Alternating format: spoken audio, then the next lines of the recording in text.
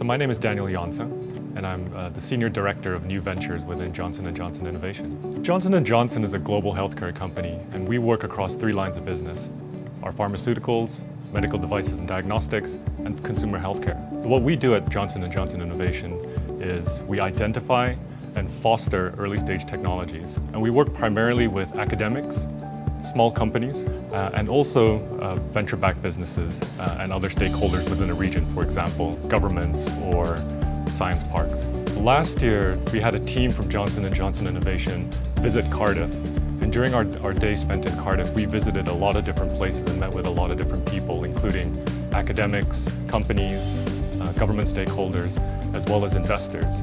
And we walked away excited from that day for 2 reasons. So one is the breadth of quality that we saw in terms of the life sciences within Cardiff.